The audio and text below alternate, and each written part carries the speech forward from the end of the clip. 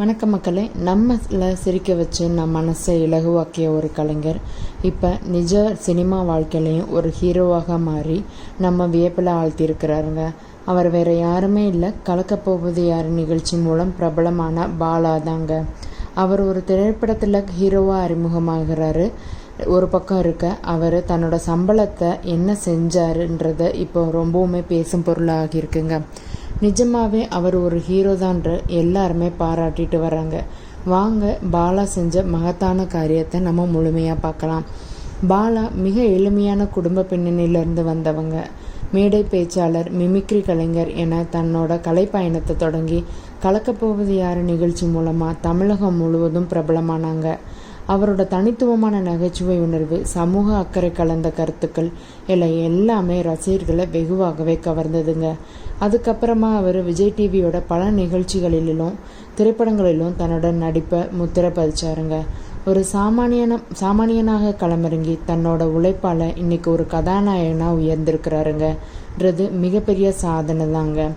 ஆனால் இந்த வெற்றியை அவர் தன் சுயநலத்திற்காக பயன்படுத்தலைன்றது தான் அவரோட தனிச்சிறப்பே. ஒரு நடிகனாக கிடைக்கும் வருமானத்தை பெரும்பாலானோர் தங்களோட வாழ்க்கையை மேம்படுத்தி கொள்ள இல்லை ஆடம்பர வாழ்க்கை வாழ பயன்படுத்துவாங்க. ஆனால் பாலா அப்படி செய்யலைங்க. தன்னோட முதல் வருமானத்திலிருந்தே சமூகத்திற்கு தன்னால் முடிஞ்ச உதவியை செய்ய தொடங்கி இருக்கிறாரு. ஆரம்பத்தில் அனாதை இல்லங்களில் உள்ள குழந்தைகளுக்கு உதவி செய்கிறதில் தன்னோட கவனத்தை செலுத்திட்டு இருந்தார்.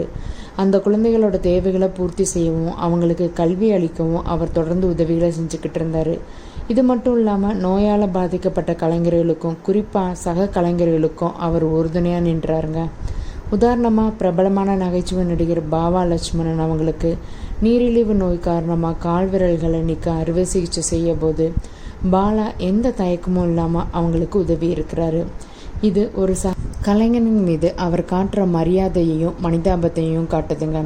பாலா அவங்களோட அறப்பணிகளில் மிகவும் முக்கியமான எல்லாரையும் வைக்க வச்ச ஒரு செயல், அவர் தன்னோட சொந்த செலவில் இதுவரை 7 ஆம்புலன்ஸ் வாங்கி நன்கொடையாக கொடுத்துருக்குறாருங்க. இதில் ஒரு ஆம்புலன்ஸ் குறிப்பாக மலைவாழ் மக்கள் வசிக்கும் பகுதிக்கு வழங்கியிருக்கிறாருங்க.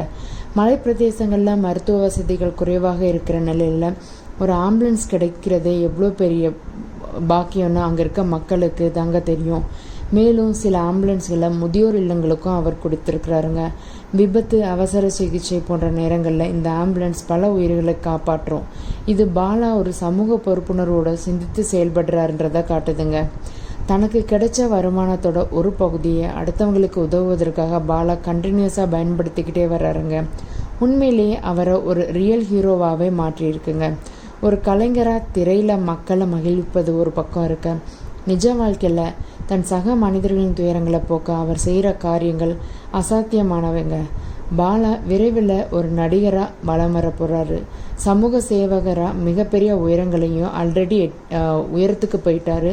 அதே மாதிரி ஒரு மிகப்பெரிய நடிகராகவும் வரணும். அதுக்கு நம்ம தாங்க. இந்த பதிவு உங்களுக்கு பிடிச்சிருந்ததுன்னா மறக்காமல் லைக் பண்ணுங்கள். உங்களோட கருத்துக்களை கமெண்ட்டில் மறக்காமல் சொல்லுங்கள். மேலும் பல சுவாரஸ்யமான தகவலுக்கு என்னோட சேனலை சப்ஸ்கிரைப் பண்ண மறக்காதுங்க மக்களே. தேங்க்ஸ் ஃபார் வாட்சிங் மை வீடியோ மக்களே.